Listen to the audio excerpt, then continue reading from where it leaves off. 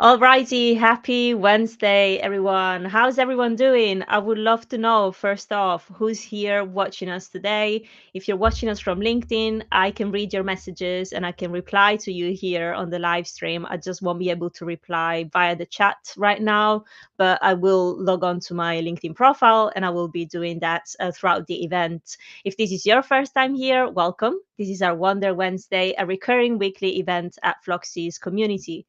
And if you've never heard about Floxies, we are an international community for women in UX UI design and Webflow development. And so, just like what I was saying, we meet and gather here every Wednesday, every week into our metaverse, which I'm about to show you.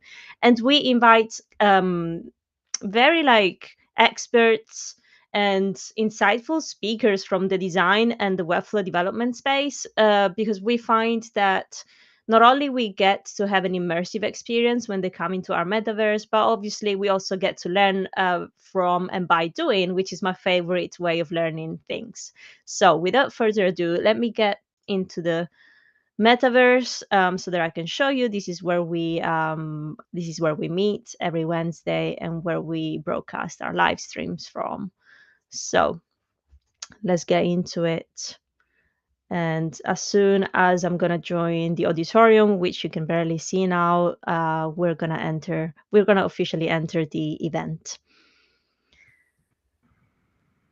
Alrighty, so hello everyone. We are live across all the platforms, but most importantly, we are here with our Floxies. And so it's really, really great to see you all back for our Wonder Wednesday. And especially, it's fantastic to have you back with us, Kola.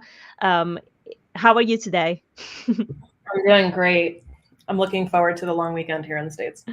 Absolutely. We were just talking. This might be a quiet one for our audience in the States, Thanksgiving tomorrow. So I'm sure lots of people are prepping for that. But nevertheless, we're very fortunate to have you back for another event with us at Floxies. So as part of our collaboration with Bite Size UX, we've been hosting a couple of events related to UX design. And so the first event we've had with Joe, the founder at Bite Size, was all about the state of UX design in 2023 going up to 2024. So we just had a look at the whole scene, basically where did we come from, where we're at today, and where we could potentially go in the future. So that was really, really interesting. And then last week, we also had a fantastic event with you. We talked about all the things to do with how to approach a career in UX design, so a UX career path, all the different ways you can approach it, all the different paths. And so today, linking back to that event from last week, we're going to be looking a little bit deeper into how can we then really make sure that we're going to stand out with our CVs, with our resumes. But I would like for you to tell us a little bit more about maybe the agenda, what we'll be doing today, and I'm gonna let the floor to you. Awesome. Yeah. While I'm talking, I'll just try to get my screen share set up here. um, let's see if this is the right one. Nope. No, not that one. Yeah. So last week we talked about the career path and, where, depending on where you are in your current career or in your learning, if you're a student, how you would enter the career path or skills that you might think about, and hopefully if you're part of that conversation, you realize that you actually have a little bit more in your tool belt than you originally thought. That's always the goal of that, is just because you are new to UX design doesn't mean that you're a new employee, doesn't mean that you're new to working, doesn't mean that you're new to the process in general, and you can enter at a higher level. So today we're going to be building off of what we talked about yesterday. There's going to be I'll remind you of a few things that we talked about regarding transferable skills. And we're going to go through and we're going to talk about how to hype yourself up in your resume and how to talk about your accomplishments and how to make that verbiage really clear and concise and attractive to recruiters. And then we're also going to talk just a little bit about tools, both from the applicant side and then also from the recruitment side, like job scanners or resume scanners, and how you can beat those, because they're a necessary evil. So yeah, let's get into it, I guess. Thank you so much for having me here today as part of Floxies. These are so fun. And for those of us who are here in the community, I would love for you to pop in the chat and just introduce yourself, say hi, where you are in the world. A couple of us have already shared. We have some New Yorkers, we have some Ohioans here today. And also, if you are a UX designer or interested in UX design, where you are in your journey. Are you new, like just checking it out for the first time, brand new, thinking about it? Are you a designer in training? Maybe you've taken a boot camp or even had a freelance project or two, or are you a UX pro looking at moving your career forward, looking at the career path as a whole of like where you might want to grow to, and then also how to craft your resume as a UX designer and get into that new stage. Let me know. And for those of us watching on LinkedIn or YouTube, you can throw it in the comments there if you're comfortable as well. I have too many.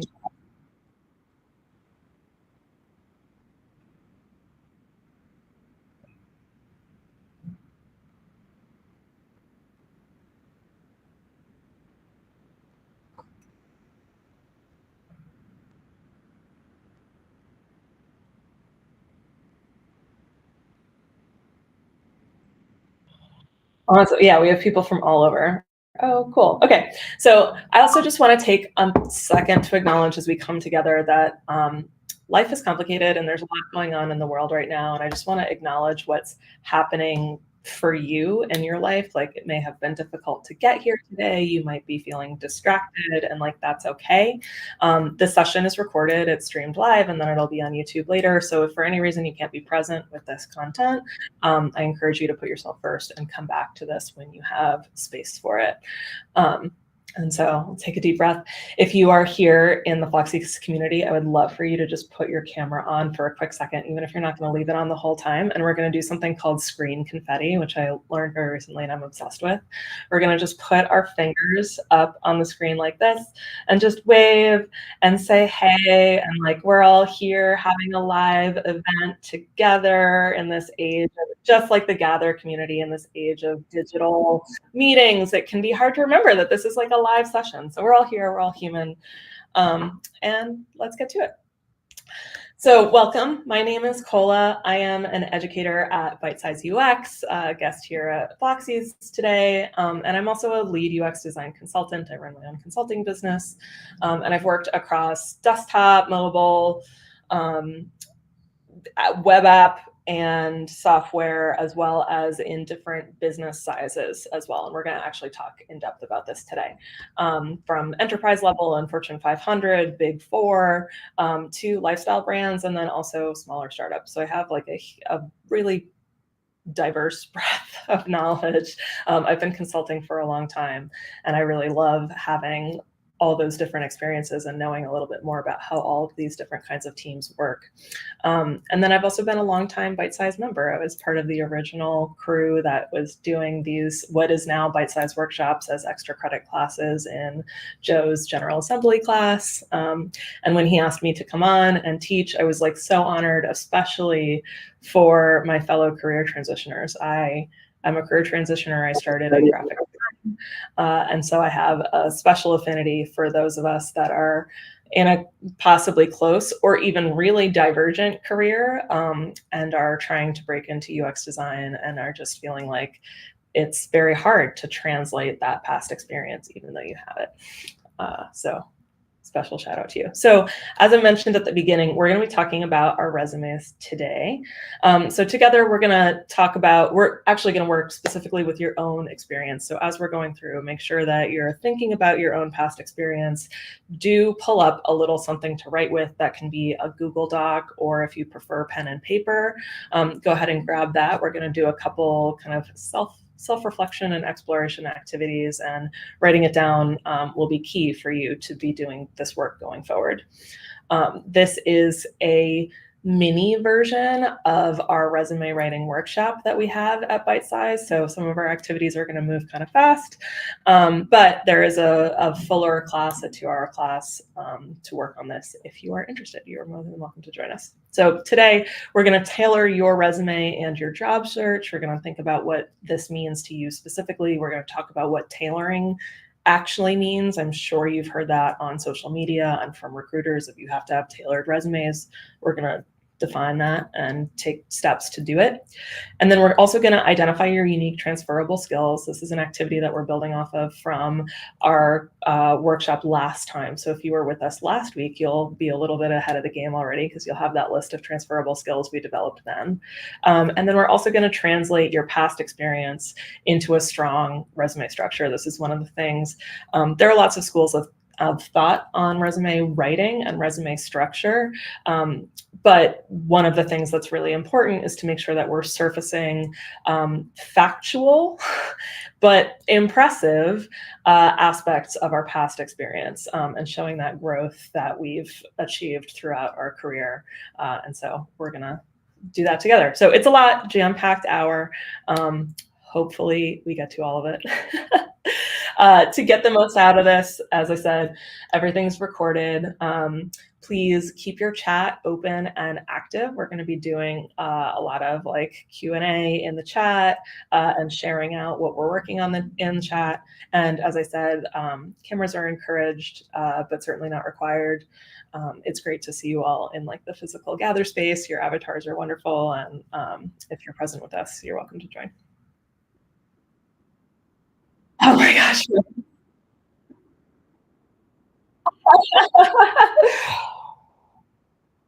Yeah. So I hope you're comfortable, hydrated. I have my tea. Yes, Claudia's got her water. We will not take a break because this is a quick one. Sorry, this is from my my bigger slide deck. We're gonna get right into it. So resumes are tough. You know, I'm a parent of a young child. Acknowledging feelings is step one with every conflict resolution. It's hard. It's hard to write a resume, and anyone who's telling you that it's easy is selling something. It's tough because it's really difficult to talk about yourself, right? Like especially in the US, in Western cultures, right? Humility is idealized, and it's very difficult to talk about yourself and your accomplishments. For those of us who have perfectionistic tendencies or struggle with imposter syndrome, even when you overtly and abjectly state facts of what you have done and you have accomplished, it can feel like you're overstating what you're doing. And it's a tricky brain space to be in. And so we're going to address that a little bit as well.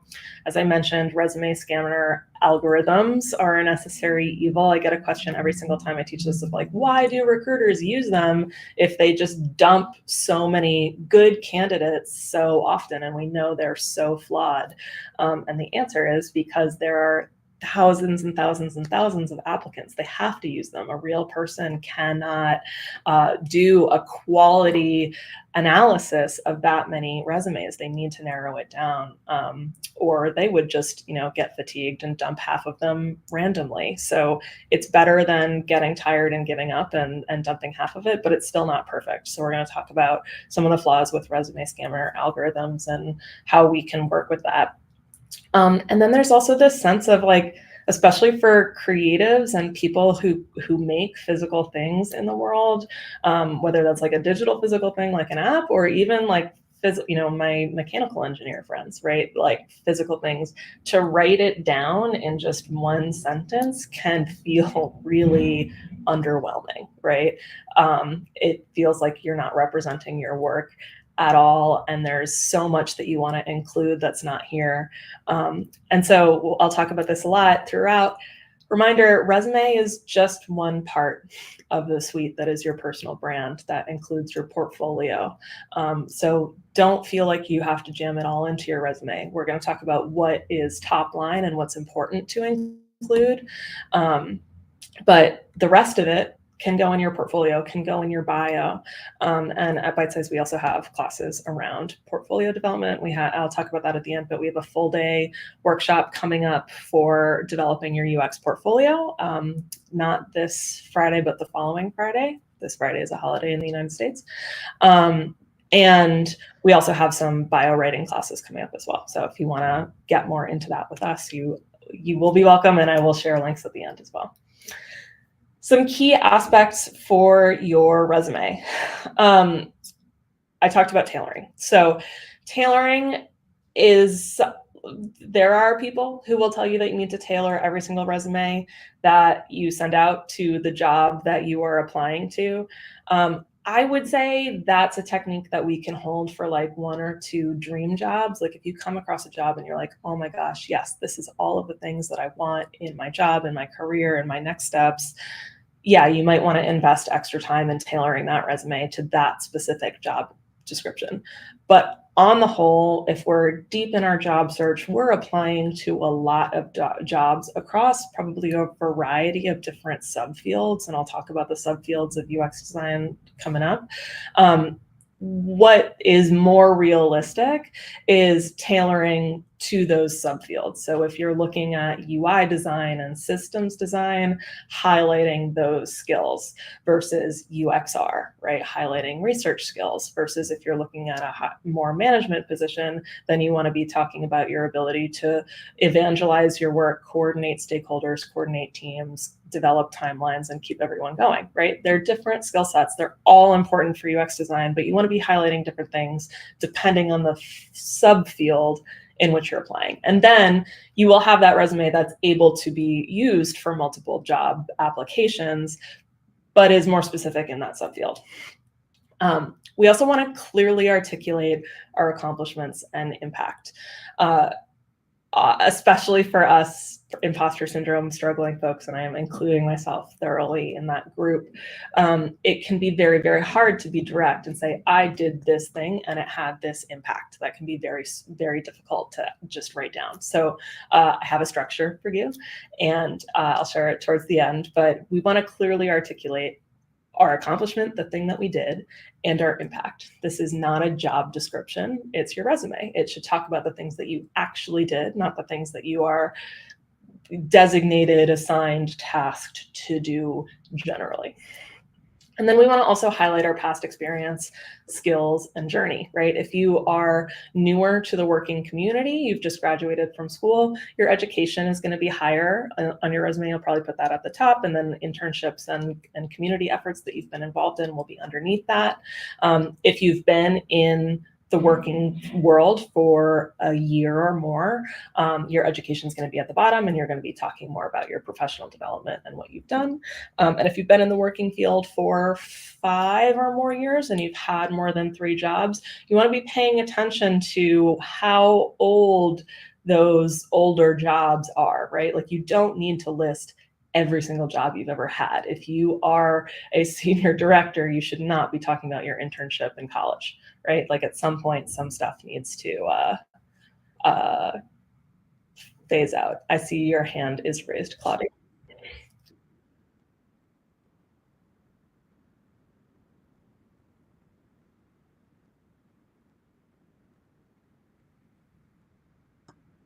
Yeah, it's more, it's like it's just someone's resume, and I didn't want to include the entire thing.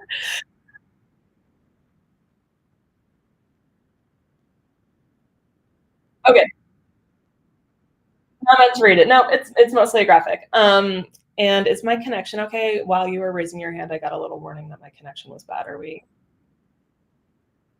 Wonderful. Okay, so we're going to start with you and what you're looking for, which I know might seem a little weird, right? We're writing resumes for jobs that we're applying to. What does that have to do with me? Well, everything, right? Obviously, you want a job, you want to get paid, but what do you actually want in your job? Where are you going to be happy? Because that's not true for everyone, right? If you are actually a detail-oriented person and you will be truly happy working in design system work that is very detailed and finite and in small spaces, but then is evangelized across an entire app, If that is the kind of thing that lights you up, that's great, and you should advertise that. If you are more, and I would put myself here, the duct tape and popsicle type, and you want to be trying new stuff and throwing out half of it and talking about the next thing, also great, and something that you should talk about. I would not be happy in a design system team because I would get really frustrated. So I'm not going to look for that, right? So do you like research? Do you like design? Do you like a little bit of everything? And then also in terms of like company size, right? Do you like a big enterprise or a small startup? At bigger companies, the role tends to be more specific. At smaller companies, it tends to be that you have to do more outside of your role. And then B2B versus B2C, right? So business to consumer means B2C. That's going to be your apps that anybody can get from the App Store, public websites, stuff like that. B2B, that's going to be like your vendor integration software, right? Things that are highly specialized from the user side.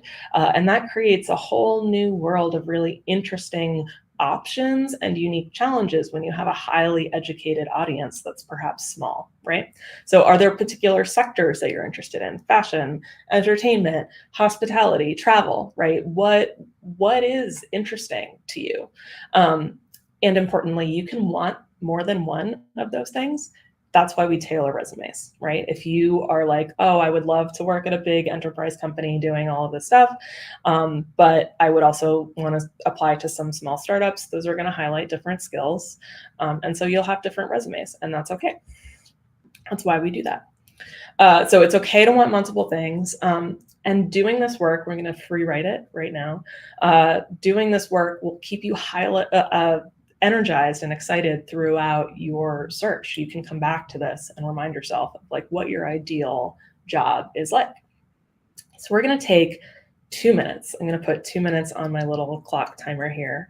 And in that place that you've gotten for writing, whether it's Google Docs or a physical pad and paper, you're going to write down your dream job's details. What does a day look like? Does it look like working from home and having a couple meetings with stakeholders and then doing lots of heads down work? Does it look like being in an office with a big team and doing lots of whiteboarding problems?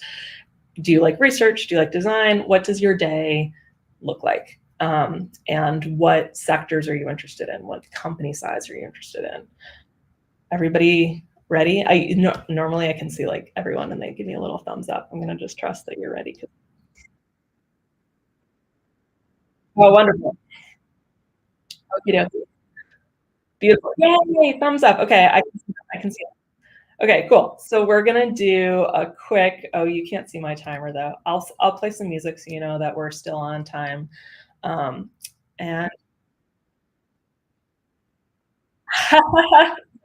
all right, cool. All right, here we go. 2 minutes are on the clock. Go ahead and start your free write.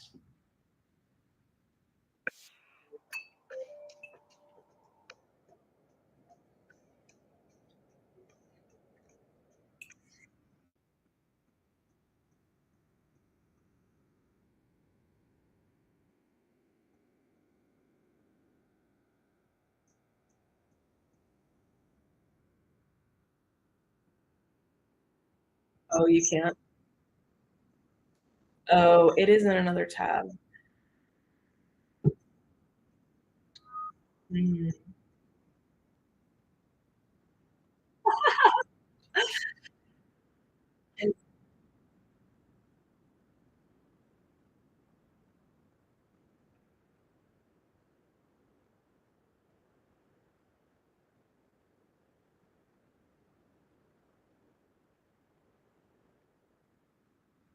Yes, that is it. You got it. It's so interesting that you can't share sound through Gather, huh?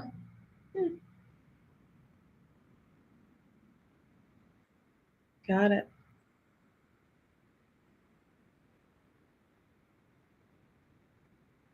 Oh, I see. I see.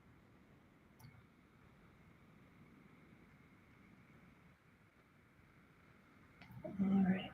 We've got about 30 seconds left in our 2 minutes time. So if there's anything like nagging at the back of your brain that you really want to write down, do it.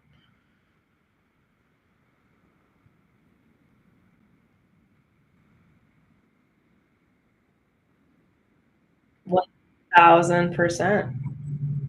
Absolutely. It'll happen. It'll happen. All right, we got 5 seconds left. Last notes, and that is our time. Cool. It would be awesome if you tell us, like, one quick overview in the chat. And as I said, as you're going through your search, it can take a long time while I'm talking. For those of us in Floxies, go ahead and share your dream job in the chat, YouTube, and LinkedIn if you would like to share there as well. It is exhausting, right, to constantly be putting yourself out there and to hear, silence or outright rejection.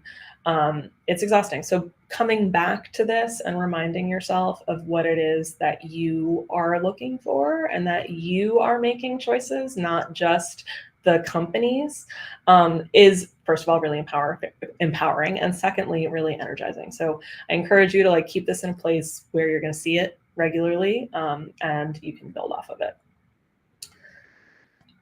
Cool. So building off of what we talked about last week with the career path, UX uses a huge diversity of skills, right? So I mentioned that you would have tailored resumes for different roles depending on what you're interested in, from company size to like what your day is going to look like, how much different stuff you want to touch, or how focused you want to be, right? So all of these skills are required for UX design, but not all of us are required to have all skills at all times. I'm getting a little bit of feedback. I don't know if somebody has joined us that is not muted. It's a little hard to hear. Cool. So we don't have to have all these skills, right? We want to have strength in 1, 2, or 3 of these skill areas, really, really strong strength, right? And you can see in this image on the side, this is a graphic representation of the activity that we did last week of your skill strength, and one team with 4 different members who have variety of depth and breadth in their skill set, and together they make a much more complete team, right? Working together. This is why we work in teams. So identifying your skills is going to be important for how we're going to evangelize them, right, in our job search. So a note on transferable skills: depending on what you're coming from, even if you're a student, but especially if you're coming from a previous career and a previous life, you definitely have high transferable skills that are, like, very in demand in UX design. So I talked about that detail-oriented design system area, right? And the visual side of UX design, or UI design more specifically. If you come from a graphic design, art, illustration, visual background, you're going to automatically have high proficiency in the skills that are needed for that. You're going to be better at learning new design software, prototyping, thinking about how real people are going to be interacting with the design of your thing, not just the flow of it. If you are coming from a teaching position or a sales position, you're going to bring high communication skills, right? Evangelizing that goal, that work, bringing lots of people on board into alignment, into focus, especially if you're coming from early childhood ed, like your job already is UX design, just in a different context. Strategists and producers are going to bring high planning and execution skills. We would call that impact, or looking at the scope of work, right? So a junior designer would be very focused on a small, like, a dialogue box or a screen. As we grow and we're looking at more like an onboarding flow or a task completion. And then in this more senior levels, we're looking at how does not only my part of the app interact with the app as a whole, or the website as a whole, the product as a whole. But also, how does my product interact with the world? How does it interact with the field that it's in? How does it interact beyond that field and influence the direction of technology and of human experience, right? So if you're a strategist and producer, you're going to be on the higher end of that scale of like, how does technology change human experience? So some tips.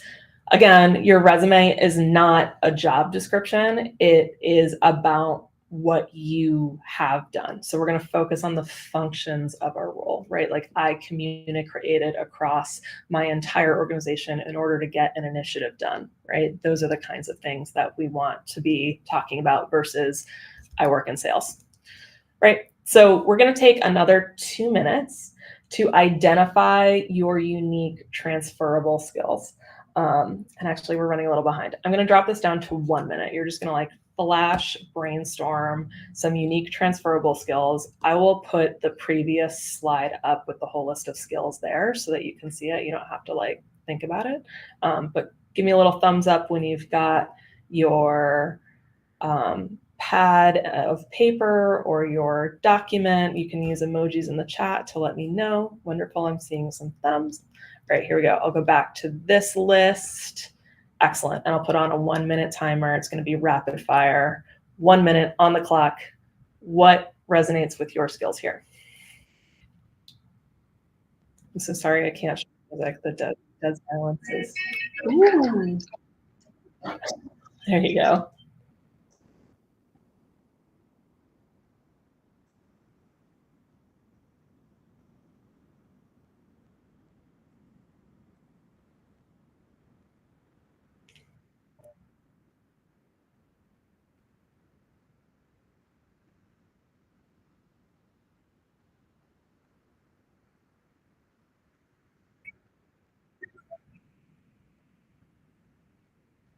All right, 10 seconds.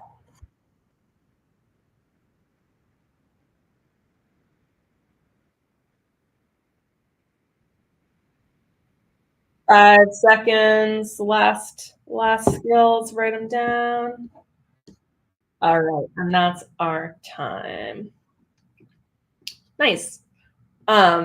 Hopefully, yes, Tanya, I'm already seeing you're sharing your skills in the chat. Yeah, anybody who wants to share their skills in the chat, please do. I would love to know what it is that you came up with. Hopefully more than you thought. Hopefully you're like, oh yeah, I do have all these things. So patience. Yes. All right. So we're also going to talk about past experience, right? It's a resume. That's what we're doing. We're talking about our past experience.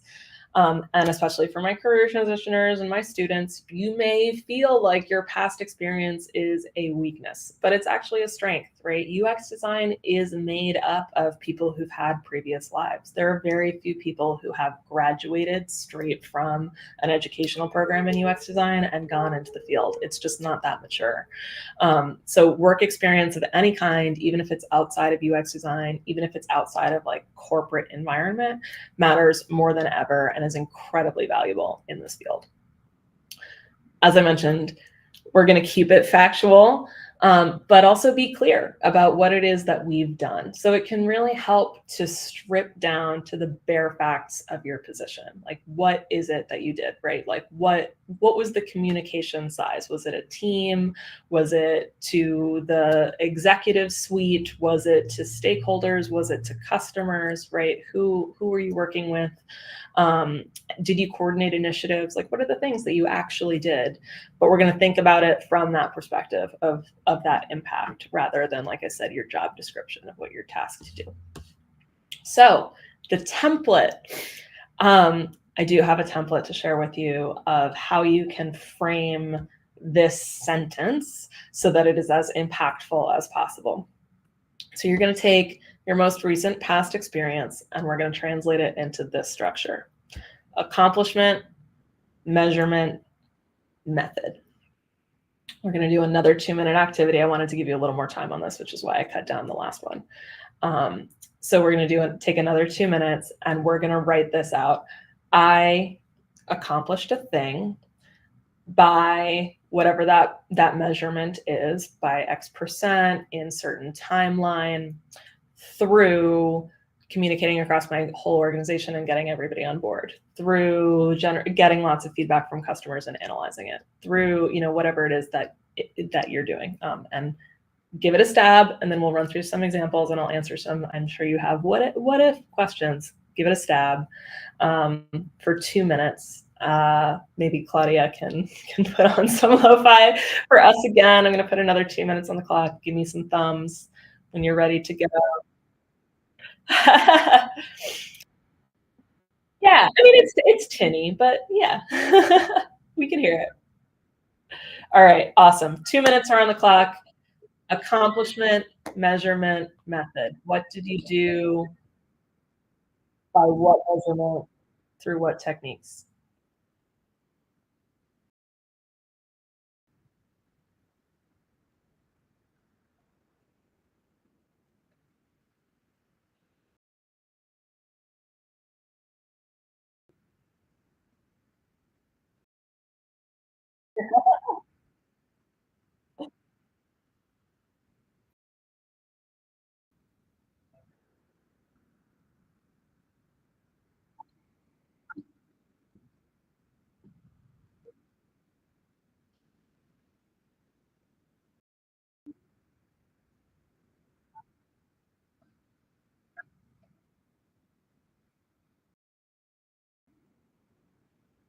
We're about halfway through, so if you're struggling, just try to get it down. You can wordsmith it later, but get those bare concepts down.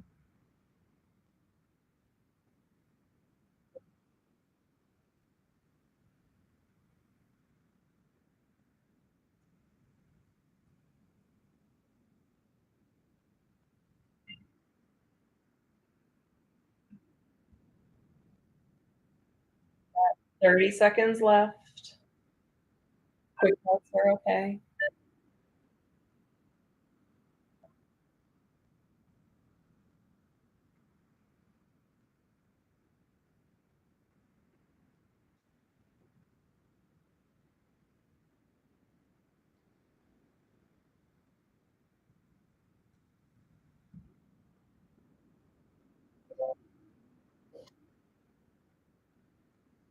All right, and that is gonna be our obviously, you probably have more to do. You certainly have more experience to work on, but now you have this, right? You have this structure. You can start translating your past experience into the structure. And please do share in the chat what it is that you came up with, even if it's a rough stab. Let us know what's your accomplishment, how are you measuring it, and how did you do it? How'd you get it done? Let us know in the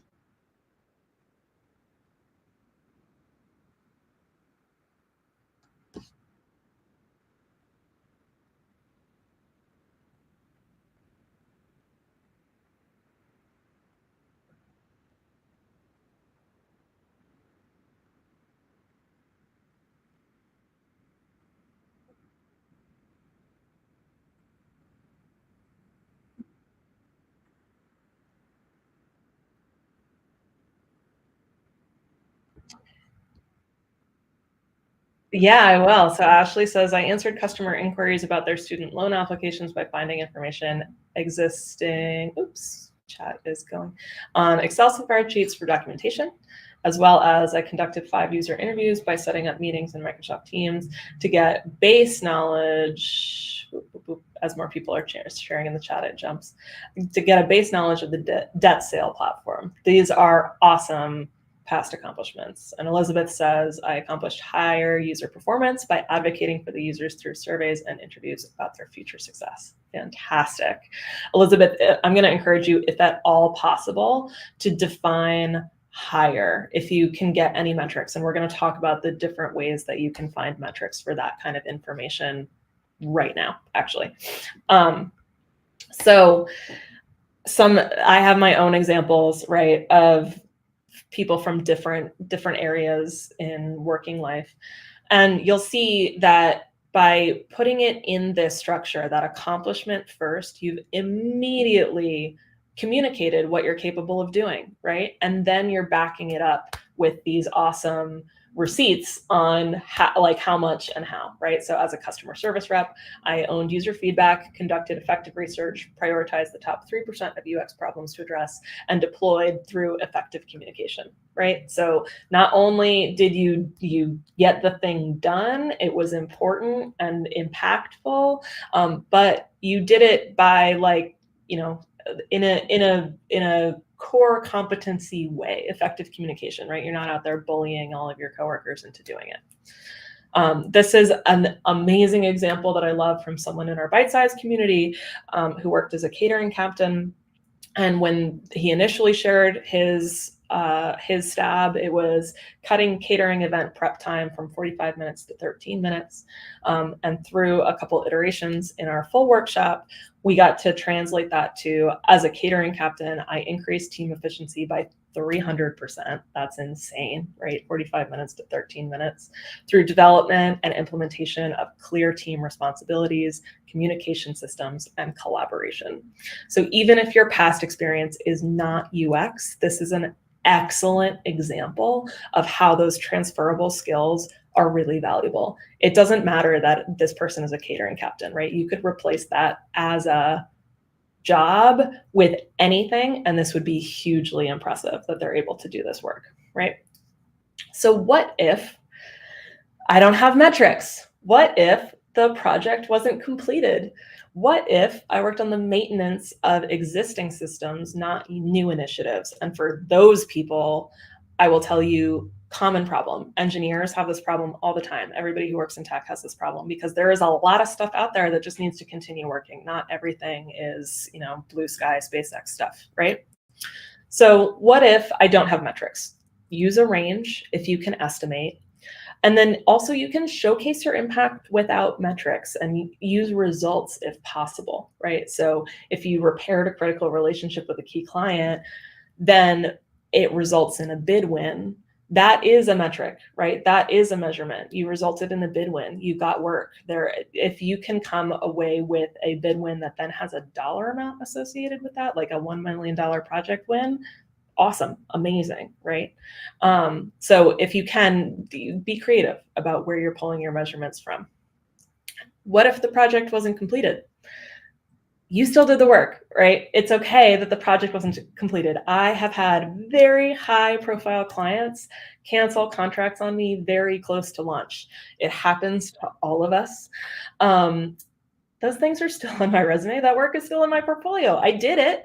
I don't have to advertise the fact that it didn't go exactly to plan. It didn't end up launching, that it got canceled, right?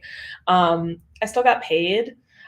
In some cases after a little bit of back and forth, but I did still get paid.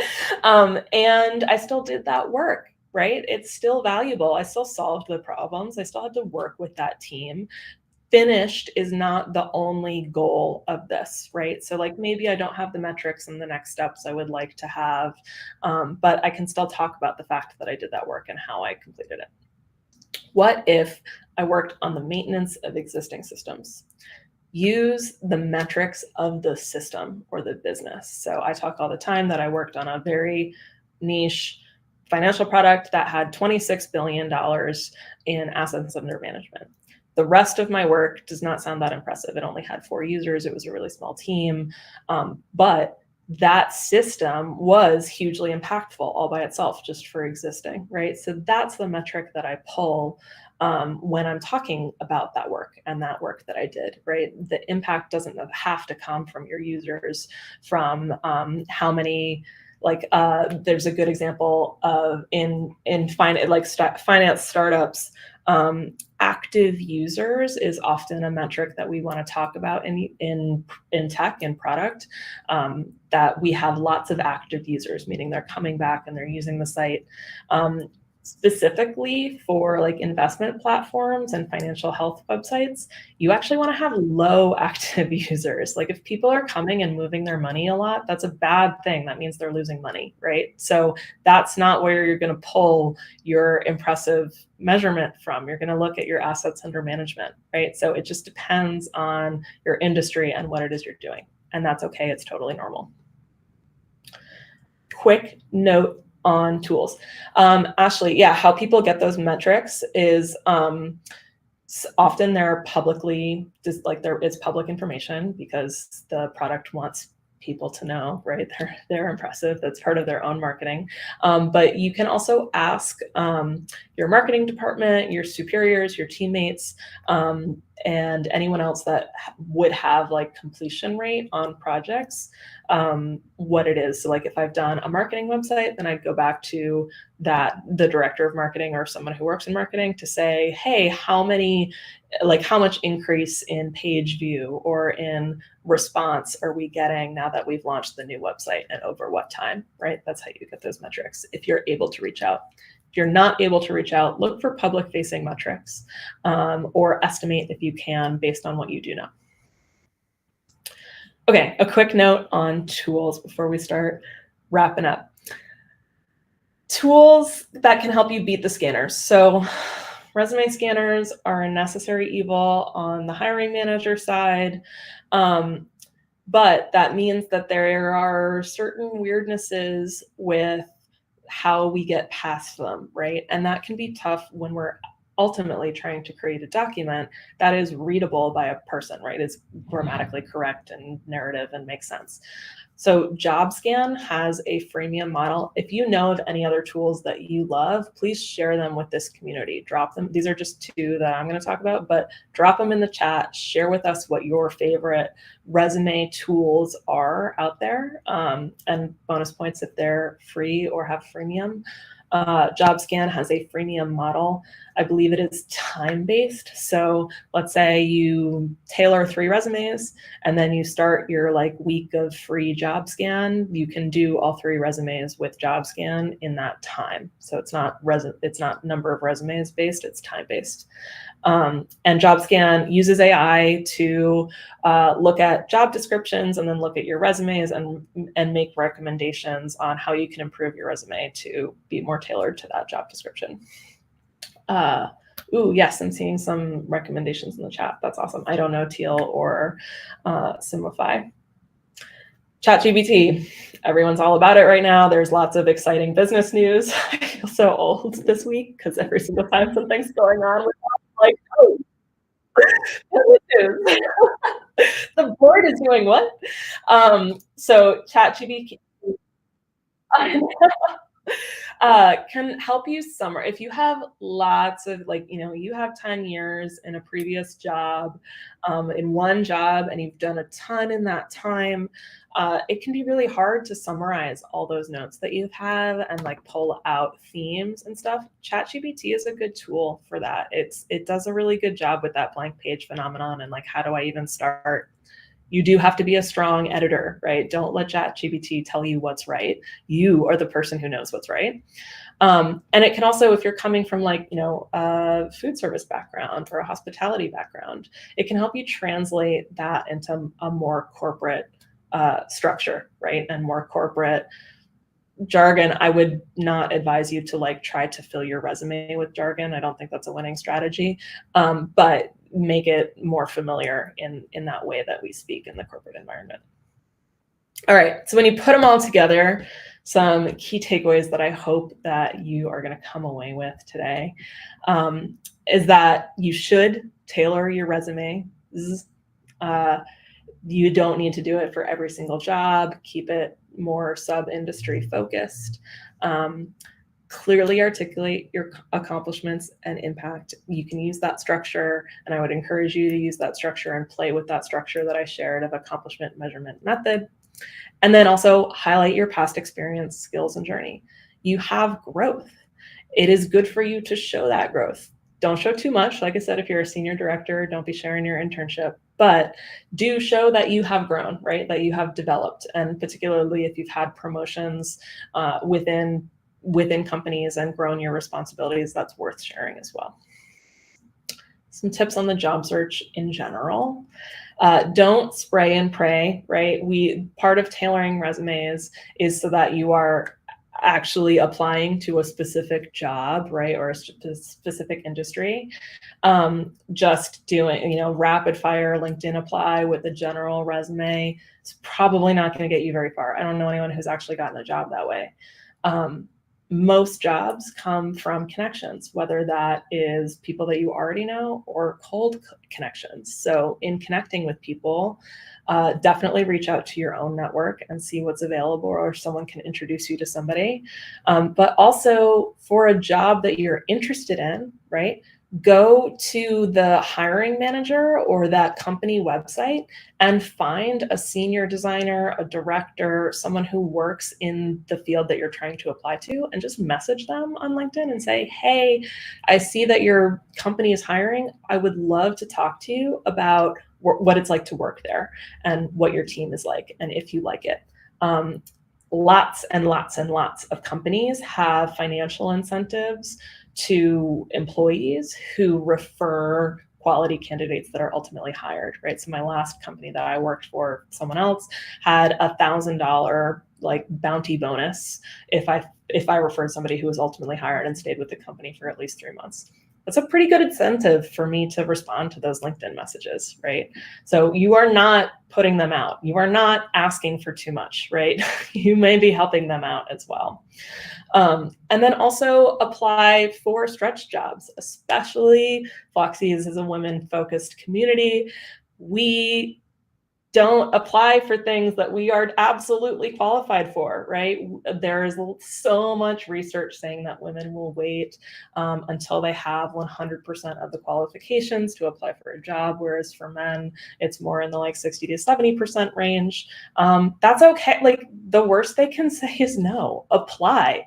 Interview, right? Find out about it. It's okay. The worst they can say is no. It's going to be fine. So structure.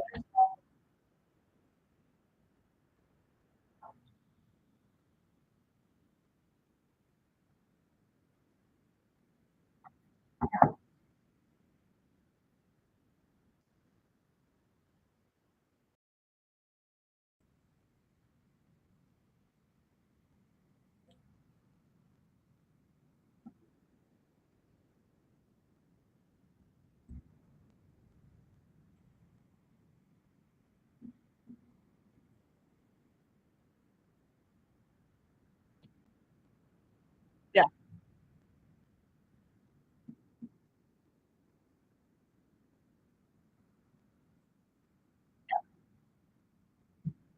I literally had a manager and like VP of HR. I was in a like growth and career path meeting with them, and I shared that I had imposter syndrome. They were both men, and both of them were like, "What is that?" Like I didn't even know the term. Like just had no idea. What do you mean? You're great. Why would you not think that? I'm confused, right? Like, so yeah, it's definitely like the worst they can say is no or ignore you. And then it's the same as every other place that has said no or ignored you, right? They're not going to come to your house and be like, you lied on your resume. Because first of all, you didn't. And secondly, you are great. Like you can do it. All right, some next steps. We're getting down to the wire.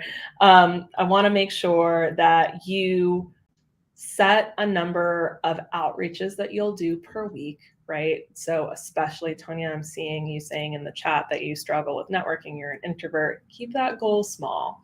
I'm going to reach out to one cold person and one person in my network this week, right? Don't we want to stretch, not stress, right? We can build up to a little bit more. And you're going to find that half the people are going to ignore you and the other half are going to be like, oh, that's so cool. Yeah, let's find a time to connect, right? No one's going to be like, you suck. That's not going to happen. So definitely set that small goal and start ramping up to it. Set goals for number of applications that you're going to send per week. And then also set goals to take care of yourself, to look back at your work that we did at the very beginning of what your dream job is and see if it's still accurate now that you've had some networking connections and some calls and you've learned a little bit more about some positions. Have your goals changed? What do you want? What are you working towards? And then also rest, like go play Animal Crossing, take a bath, like, do something else. I know Floxies is talking about getting some mental health things set up coming soon. So, join one of those, right? Those things are important. That's how you keep going. It has to be sustainable. All right, so quick wrap up, because we're down to the wire. This one's always tough. I would love for all of you to join our 2-hour. This is a very pared down version of it. We get into a lot more detail. You have more time to work on your stabs, your past experience writing. But like I said at the very beginning, please remember that your resume is only one part in a suite of personal brand materials, right? It's not the only thing. And especially for those of you that are looking at it and you're like, this just doesn't encapsulate all of the work that I do, all of the things that I've done. That's what your portfolio is.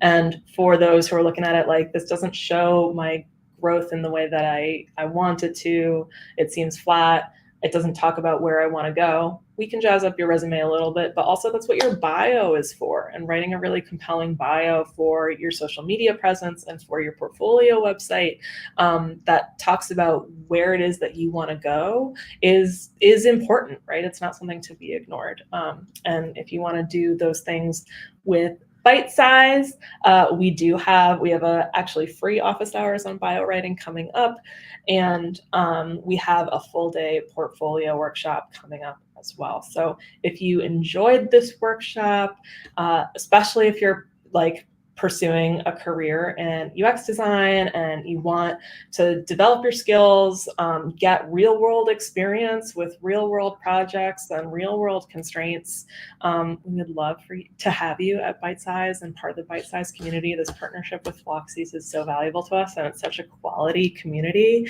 to have you join us. We're so excited about it. So that we do have some upcoming workshops, and there will be a Floxies exclusive promo link as well, which we'll share in the chat, and Claudia will share on your server as well. Upcoming, we have a UI and prototyping workshop that's going to be on Friday, December 1st. And this is a really cool workshop that's entirely focused on those UI experiences, and getting experience with prototyping and proto.io and learning how to create super killer beautiful prototypes. I use proto.io in my portfolio to demonstrate all the products, even the professional stuff that I've done, not just personal things. It's a really fantastic platform, so you can learn all about that in a full day workshop, really get some great headway done on anything that you're working on and prototyping now. And then if you want to come and hang out with me for a whole day, I'm teaching an A/B testing workshop where the content that we're going to be working with is a babysitter app, a live babysitter app redesign. And I'm going to just switch tabs for a second and show you what my last class did, because it's really cool. And I would love to see our next class maybe beat these results. So it's a live testing, A/B testing experience, and we actually put your work up to be tested with real users. Our last class got an average of 7.84 confidence with their redesign of this babysitter app on user testing. Sorry, it's called Listen Now. And we're going to talk about all those tools that you can use to do user testing, to do A/B testing, and get really, really into it.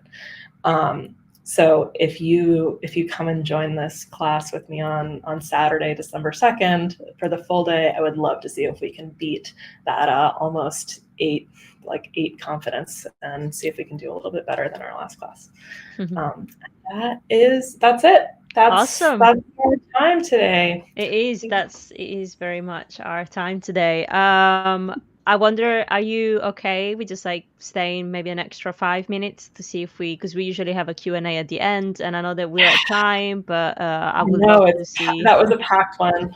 It was very, very insightful. And thank you so much, for taking the time. I know that you've been running the Yeah. workshop. Usually it's like you were telling me it's about 2 hours, and that's maybe just the first part. And then you were going over the 2 hours as well. So for you to be able to pack all that information into a 45 whatever minutes presentation, that was huge and very valuable as well. Like, I got a lot of tips, and I loved reading all the comments in the chat from our Floxies as well.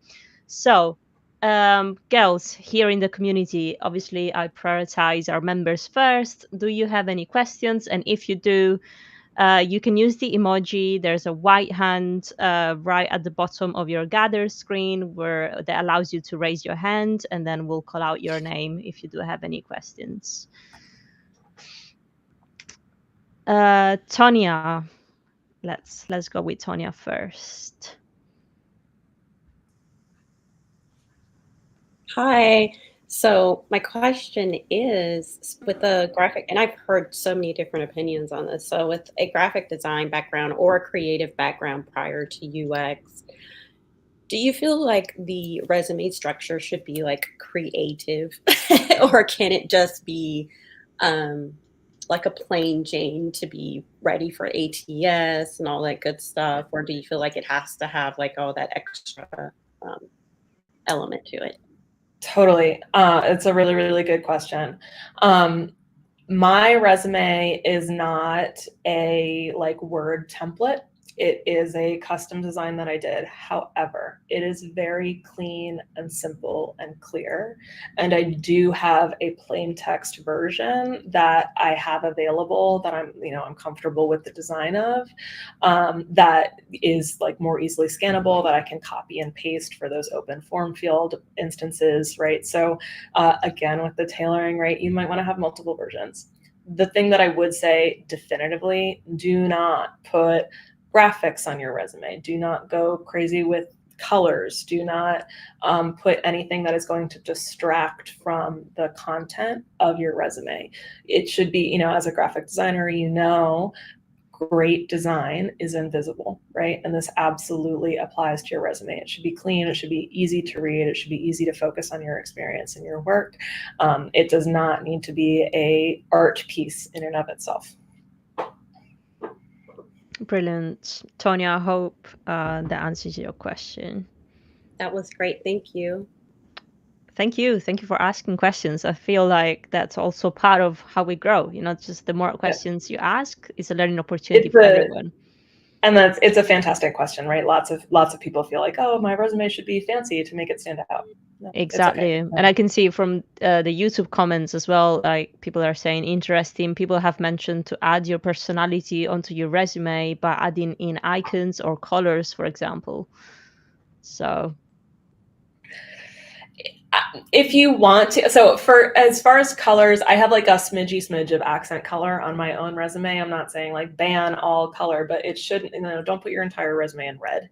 Be tasteful, be discerning. Icons, don't go overboard with it. It's a resume, it's a professional document. It is dry, it's inherently dry, and it feeling like you got to jazz up something dry, it's not always gonna work to your best interest, right? And if we've gone too overboard with that jazziness, it can seem like, well, why did this person spend so much time on the design of their resume rather than writing it? Like, is this experience real? Is it valuable? It can automatically bias someone against you when they're starting to read it. Right. And I also feel like we always have the cover letters as well, where you're allowed to be a little bit more creative and you can express your personality Totally. a little bit more. And as a designer, like, you can express your personality with a really clear, crystal clear, beautiful, clean cut design, not necessarily with icons. And then also in your writing style, right? I shared that structure with you, but like how you actually write it is going to be in your voice ultimately. And that is an expression of your personality as well. Absolutely. And maybe you can just like pick a really great font combination, without having, you can be clever with that instead of just like playing around with the design. Mine is Avenir and Fairmont. Just throwing that out there. Highly recommend. Amazing. Ashley, you have your hand up. Yes, indeed I do. And you email and you have your hand up and put your hands down. So learning something new. My question was, because as someone that's getting into UX, there's a lot of, like you said, subcategories where you have generalists, researchers, UI people. Would it be advised, or is it just like too much to bear, making like 2 resumes for each category that's specifically tailored to them? Because I feel like by putting myself in the research category already, with only being in this field for about 4-ish months, I'm kind of pigeonholing myself into one place. Yeah, absolutely. That's another really good question about tailoring, right? So as far as what you said about being too much to bear, ultimately you are the decision maker on that, right? Don't overtax yourself. This has to, especially if you're searching for a job that could take a long time. The market is super funky right now, right? Don't like set goals for yourself that are going to be overwhelming and unachievable. Start small and grow. So that's my first like actionable advice to you. On the more theoretical of like how many tailored resumes should you have? If you're a junior person, should you pigeonhole yourself in more specific research roles, right? If you're a junior person and you are applying to if you're truly a junior person, like you just graduated and you're applying to junior jobs, then a junior design resume is going to read more different than the specifics of a senior design resume. And that is a tailoring category all on its own. And there are, if you literally Google core competencies for junior UX designers, that's gonna like give you so much information on what you wanna highlight as a junior designer in your resume, specifically for that role. And again, JobScan and like AI tools can help you with that as well, reading those junior roles. Reading the job descriptions of junior roles will help you. Grain of salt. I have seen so many junior job descriptions that require like 5 years of Figma experience. Figma like just turned 4. Like they don't know, right? So like, yes. Oh my gosh, yes. Right. So like the hiring managers and the recruiters often aren't designers, right? They don't know. They're HR people. So don't hinge it on that, but it can give you a sense of like what are the core competencies that they're looking for that can help you with tailoring that. Core competencies is a really good keyword for you to Google that, learn more about core competencies and how to talk about them. 2 per subfield sounds like a lot to me, especially if you're a junior person. If you were a UXR person for sure, and you knew that that's what you wanted to be doing, yeah, having 2 or 3 UXR resumes, depending on which areas of research you're focusing on, company size, industry, etc., that would make sense. But 2 per field for like all of the fields, that sounds like a lot to me. I wouldn't expect that you would need that. I think that you can roll it back a little bit. That's great. I think you're spot on when you're saying the recruiter actually is not a designer. I mean, maybe we think we have to impress the wrong person. You know, it's just like it's so true. Like you're thinking you're handing your CV to the art director. That's not the case. Yeah. It's an HR person. They don't know. Right. It takes 3 rounds to finally get to that design director. Absolutely. Awesome. Well, thank you for your question, Ashley. Really great question there. We have one last one from Olivia, who's watching us on YouTube. And then I guess we can let you go, Kola. Thanks for staying long with me. Like, I'm so glad we got to answer these questions because they're really good ones. And this is like, it's such important. Like, I would just want to scream from the rooftops that like your resume, it's all flawed. Like it's all, you know, it's not you. That's like you're feeling weird for real reasons. It's because it's a flawed system, and like we can work with it. We can game it. I mean, if you want to stay longer, we have a spare room in the metaverse.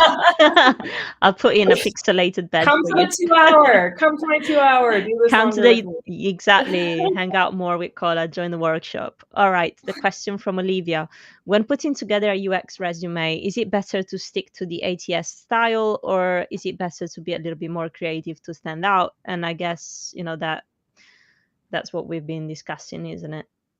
Yeah, same answer to, I believe it was Tonia's question, of, if you're a graphic designer, should you show your personality through graphics on your resume, or colorful design, or any other kind of enhancements? And I would say, stick to that general resume format, right? This content is less about what specific style of resume you should choose. Personally, I don't prescribe to one school of thought on that. I think that, like, if it's clean and if it's a standard format, then you're in the clear, right? Beyond that, I'm not going to tell you must do this school of thought, this school of thought, this school of thought. It's more about how can we be impactful with our writing and show what it is that we're capable of doing in an honest and clear way, and get away from that job description resume writing. I see so many resumes that are just job descriptions. Don't do that. Awesome. Well, thank you so much, Kola. As per usual, great insights, and we're super grateful to have you here sharing your experience and your knowledge with us. And if you want to get more of Kola, we've shared the link. Let us know if you displace it. We'll give you another link. And if you're part of Floxies community, you get a special promo code, which I'll be sharing in our Discord. So fantastic. Thank you so much, everyone, for being here. To those of you who are celebrating tomorrow, happy Thanksgiving. And I will see you next week. We have our final episodes, just for now, our final seasonal episode with Bite Size UX. But I won't tell you what it is. So you have to like and subscribe if you want to get a notification. And you have to join the community if you want to know what it is, and just follow us everywhere. All right. Well, thank you so much, Kola, and thank you, Floxies. I will see you very soon. Thank you so much, everyone. Bye.